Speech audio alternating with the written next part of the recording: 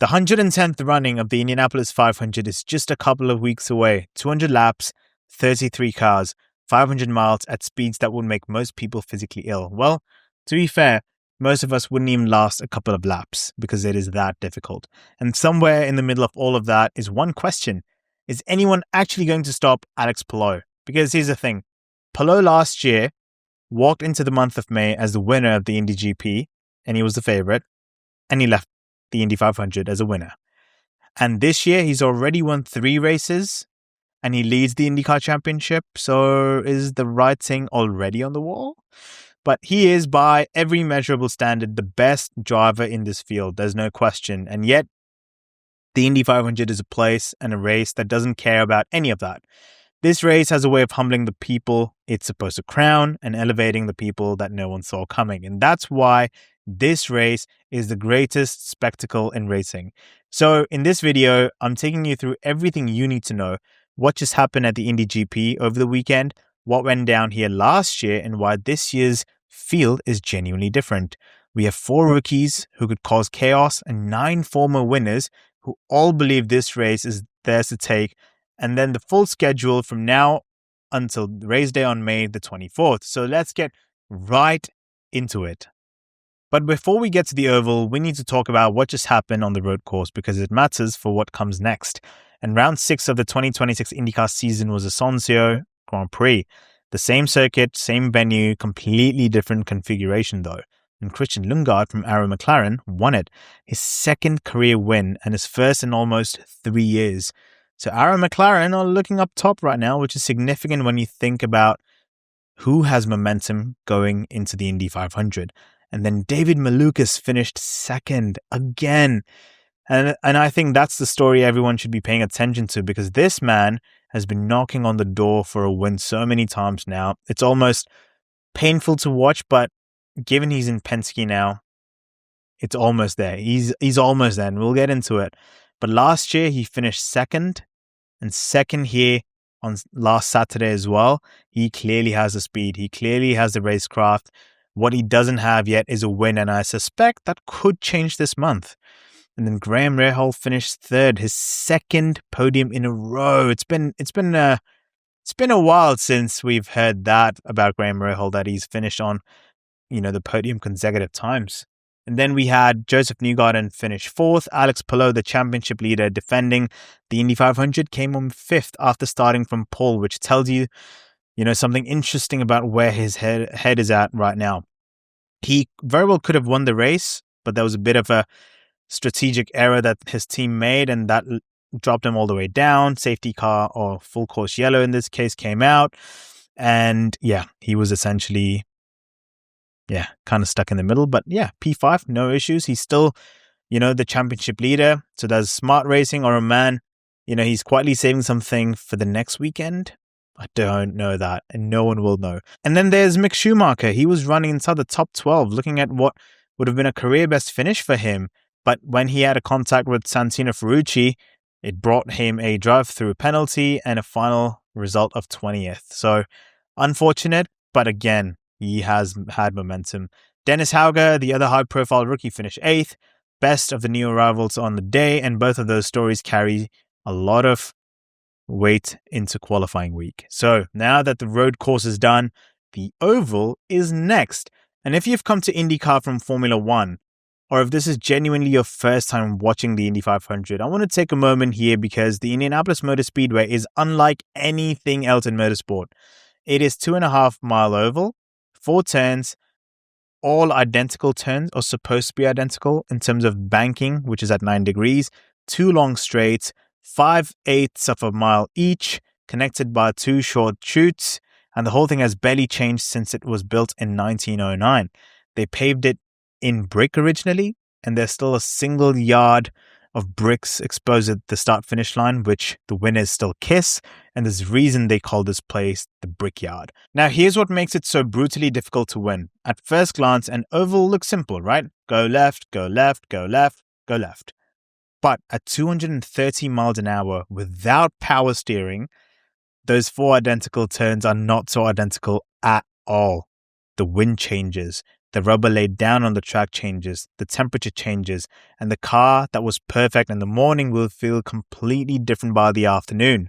And every fraction of a degree in the setup matters, and every fuel load decision matters, and every pit stop matters. When I had Marcus Ericsson, the 2022 Indy 500 winner, on my podcast, Decoding Wisdom, check it out, links in the bio, he mentioned that driving at the Indianapolis 500 Speedway is, it requires a lot of finesse. It's every single detail matters. So you're racing 200 laps, which is 500 miles, and the race typically runs for somewhere around 3 hours. And in those 3 hours, you'll see a lot of drafting, which is where cars tuck in behind each other to reduce drag and then slingshot pass onto the straight. You'll see strategy calls that look baffling in the moment and, turn out to be genius in hindsight. You'll see a lot of mechanical failures that end campaigns that looked unstoppable. And you'll almost certainly see crashes, because that's just the nature of putting 33 cars into a space this tight at those speeds. And the Indy 500 is part of the Triple Crown of Motorsport alongside Le Mans and the Monaco Grand Prix in Formula One. And it draws a crowd of around 350,000 people. I think it's going to be close to 400,000 people this time round, which is the largest single-day attendance of any sporting event on Earth. And there's nothing like it. And on May 24th, these 33 drivers will attempt to conquer it. So let me take you back to the 109th running of this race, because last year's Indy 500 was one of the most strangest, most dramatic editions in recent memory. And the storylines it created are absolutely central to what's about to happen. Well, as you can see, Alex Palou won. He led only the final 14 laps of 200, but by the time he got to the front, the race was his.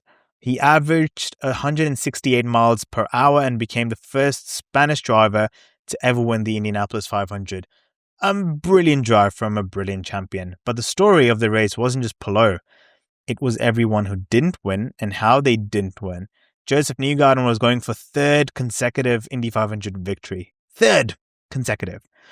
Which would have made him the only ever driver in history to do that. But he started 32nd after Penske were penalized for illegal modifications to their qualifying cars, and a scandal that ended up costing the entire Penske leadership structure their jobs, some of which are back now in some capacity across the grid. And he worked his way through the field, which was genuinely impressive, but a fuel pressure issue parked him with 65 laps to go. And Ryan Hunter-Reay, who's back in this race in 2026, was leading comfortably with dry Ryan Bold Racing past the halfway point and looked like the winner. Then he stalled in the pits with 30 laps to go and fell to the back of the field. And I'd be putting money on it that he hasn't stopped thinking about it. Then we had Marcus Ericsson, who finished second, the second time in 3 years he'd been runner-up at this race. He led with 25 laps to go on an off-sequence strategy, and Palou passed him with 14 to run, and that was that. But then at the end of the race, he and Andretti, all the Andretti cars got disqualified for a technical infringement, and his classification was not second anymore. And then we have David Malukas, who was driving for AJ Foyt last year. He came home third, which became second because of Ericsson's disqualification, in what was an emotional result for a driver who'd been cut from Aaron McLaren the year before. He missed the 2024 Indy 500 through injury and had to rebuild his career almost from scratch. Podium, second place in one of the biggest races in the world? We'll take it. So this is what happened last year. So keep a few of those names in mind as we move forward. All right. Right. So what's actually different about this year? Well, the first thing to know is that for the first time since 2022, every single entry on the list will make the race. All 33 cars. There will be no bump day. And in years where there has been more than 33 entries into the Indy 500, there's a qualifying session where the slowest car gets bumped out of the field, or the few slowest cars. Only 33 ever make it. So if we have 40 entries, 7 will get knocked out essentially. And it's one of the most brutal and dramatic traditions in motorsport, but it is, a bit exciting as well.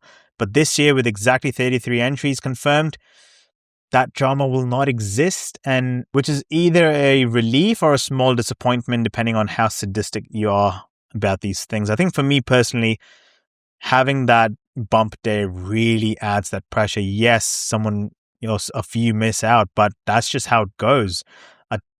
But unfortunately, it is very expensive to, bringing a team for the Indy 500 and funding, etc., is a lot. So I understand. But again, that's just how it is this year. The second thing is Prema. Last year, Prema Racing turned up, put their rookie Robert Schwartzman on pole, the first rookie to do that since 1983. And, who knows if things would have gone well, if he had a bit more experience, he could have won the whole thing, but maybe in an alternate universe. And they were the story of the qualifying week. And this year, they don't exist.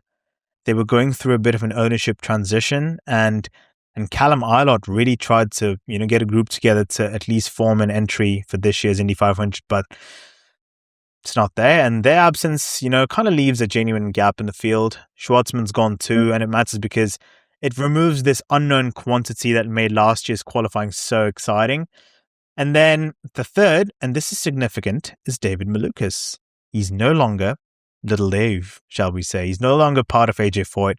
He's moved to Team Penske and will drive the number 12 as he has been doing this year. And think about what this means. A driver who finished third on paper, but second in terms of results last year at the Indy 500, who's been the runner-up already this season, and who's arguably in the best resource team in the paddock. Because Penske know this circuit intimately. Newgarden has won this race back-to-back, right? So if Malukas has been waiting for the equipment to match his ability, given he finished second last year, he may just have got it.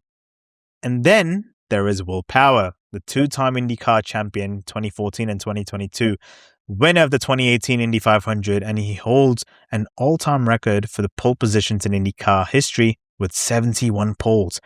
He has spent his entire career at Penske, 17 years, and this year he has moved to Andretti Global, taking Colton Herta's seat. It's one of those more unusual stories of the season.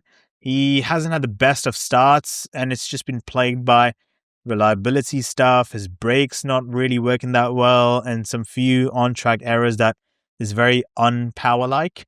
And he's 45 now. He knows what it takes to win here, and he's doing it in a completely new environment. Whether that's liberation or an experiment, I genuinely don't know what to think, but we shall see what happens. And 4 drivers are going to be eligible for the Indianapolis 500 Rookie of the Year this year. And I want to be very clear, this is not a weak rookie class. This is not 4 drivers filling up the back of the grid. These are genuine talents who will cause problems for those who should know better.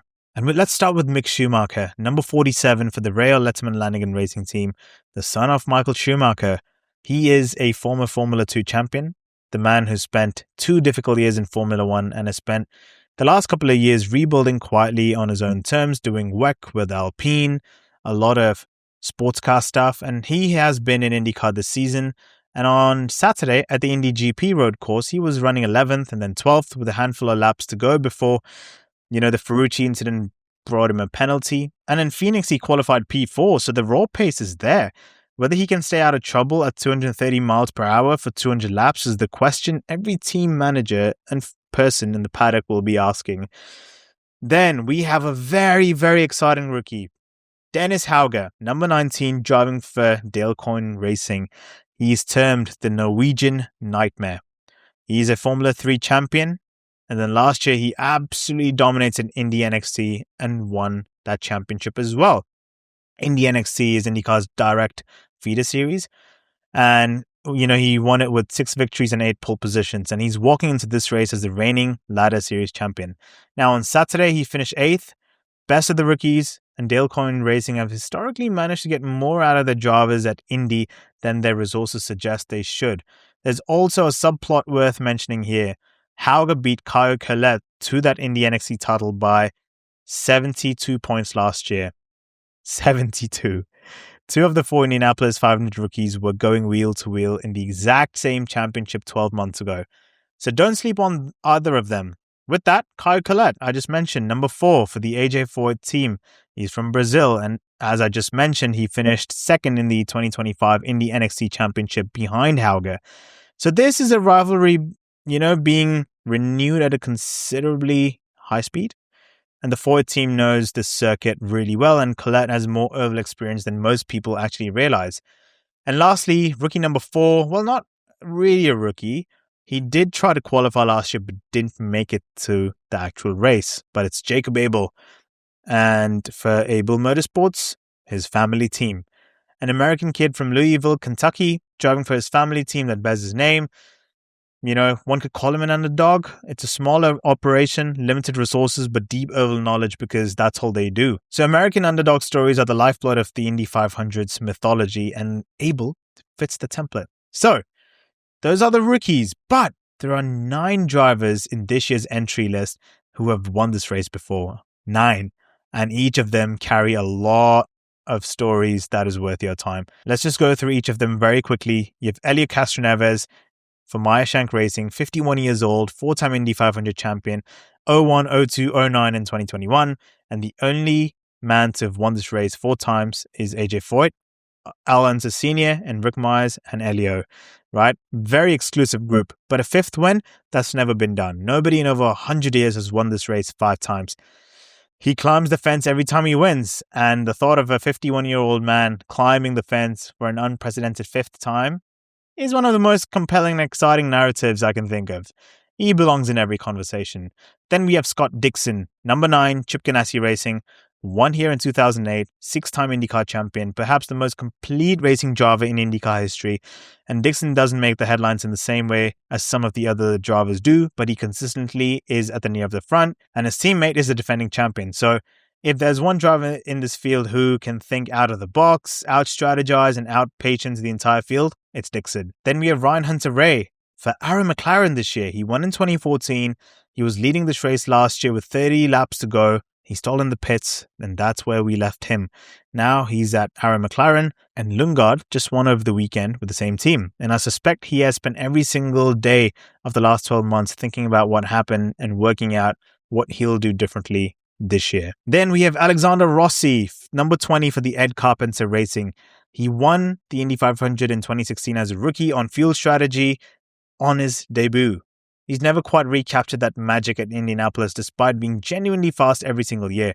And this feels like one of those more quietly intriguing entries in the field. Then we have Takuma Sato, number 75 for Rahal Letzman Lagan Racing, the 2-time winner of the Indy 500, 2017 and 2020, 49 years old from Japan, an ex-Formula 1 driver as well. He has more bravery per kilogram than any other human being competing in this field, most likely. And Sato is capable of winning this race on any given Sunday, and also capable of spectacular incidents that make you cover your eyes. Both are true simultaneously, and I wouldn't have it any other way with him. Then we have Will Power, number 26, Andretti Global, won in 2018. We've already talked about his move from Penske, but the Indy 500 experience he carries is invaluable in any environment. He knows what the winning car needs to feel like around the circuit, and that knowledge doesn't disappear when you change the logo on your overalls. Then we have Marcus Ericsson, Will Power's teammate, number 28 of the Andretti Global team, won in 2022. He was runner-up in 2023 and was runner-up again last year before all the Andretti cars got disqualified for technical infringement.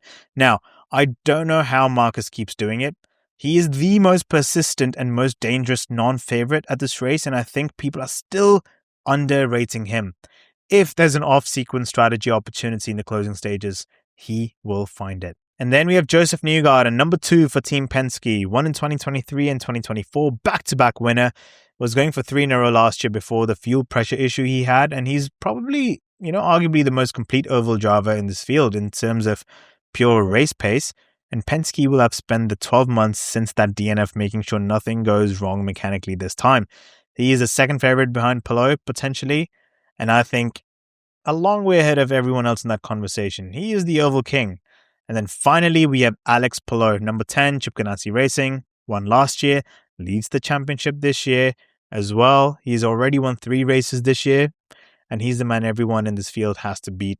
And they probably know that. So those are the 9 winners of this race who will be taking part this year. But who are the drivers to watch out for? Well, we have a mix. Firstly, we have to go with Alex Palou. I think he is the favorite and deserves to be. He is the best driver in the field. He has the best car and team under him. And he won this race last year, leading only the final 14 laps because he was patient enough to let the race come to him. And that's a very specific kind of intelligence that not every single driver has.